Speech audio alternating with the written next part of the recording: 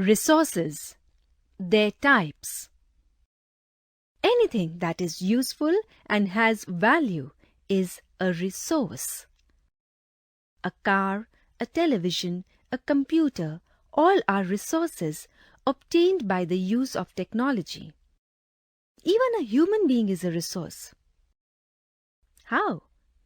A teacher, a doctor, and an engineer, for example, serve man, and as such, they have utility and value, and thus are human resources. Thus, any material which is part of our environment and is useful to man is a resource. For example, a river becomes useful when man uses it for irrigation, power, and navigation. A river now has a value attached to it. A value can be of various kinds: legal, aesthetic, ethical, or economic. Resources are classified in different ways. General classification of resources.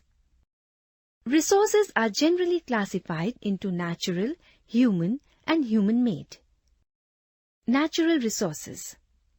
These include land, soil, water, vegetation, wildlife, minerals, and power resources.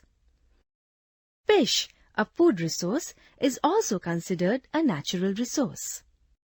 Human resources. They are the most important resource of the world.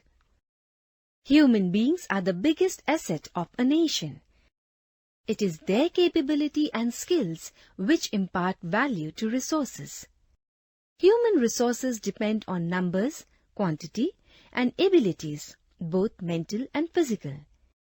It is only human beings who are capable of turning all available material into valuable resources. For example, only man has learned to use a natural resource like coal for generating electricity. Human-made resources. Machines, synthetic materials, buildings, houses are resources created by human beings from the physical materials available in the environment. Various institutions like trade, scientific laboratories have also enhanced human-made resources. The combination of the three resources makes a country great and advanced. Classification based on exhaustibility. Renewable resources. Some resources can be used continuously year after year, like forests and water. Generation of hydroelectricity does not exhaust the water supply. Thus, water is a non-exhaustible resource. Resources which can renew themselves quickly are termed as renewable resources. For example, solar energy and wind energy. Forest resource is also considered a renewable resource provided the rate of consumption does not exceed the rate of renewability. Non-renewable resources. Some resources like minerals get exhausted. These are called non-renewable resources.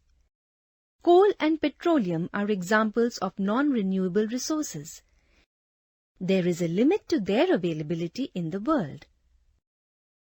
Classification based on origin.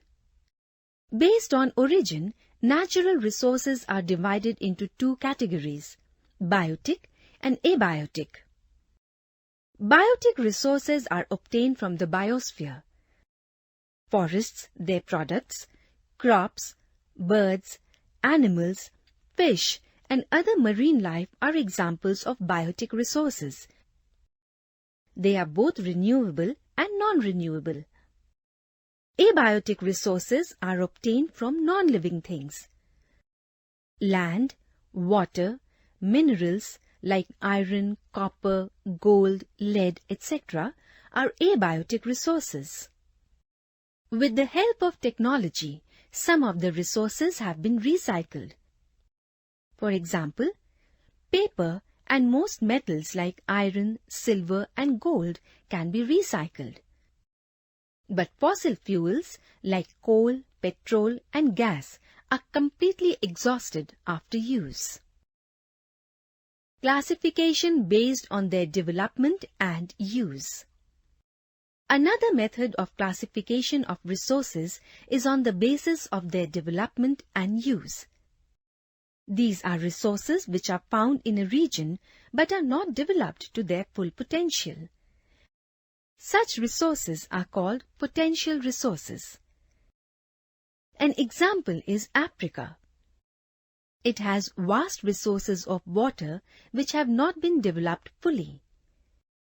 Resources which have been developed fully for actual use are called actual resources. Technology available and the cost of production determine the development of actual resource.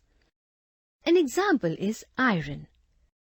The portion of the actual reserve which can be used profitably is called a reserve resource. The development of metals such as iron makes it profitable to use even a low-grade ore. Thus, a resource becomes a reserve.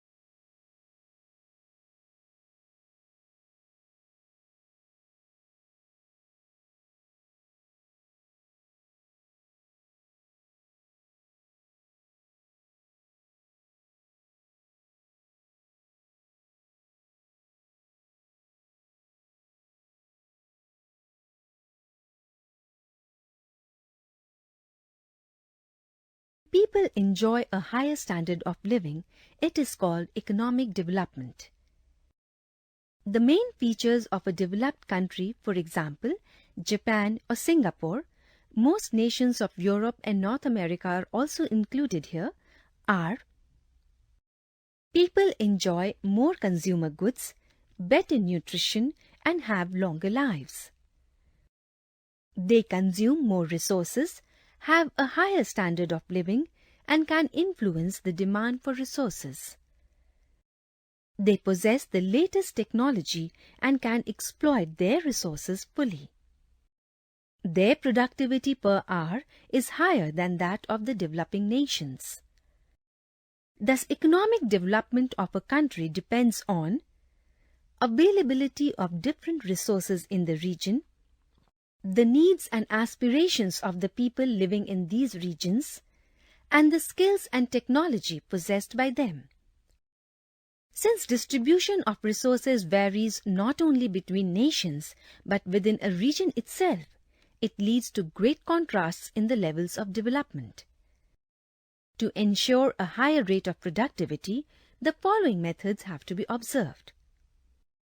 First, technology should be used immensely and efficiently for practical purposes. Secondly, resources should be conserved. A huge population can put great stress on resources. Since population is a human resource, it should be controlled.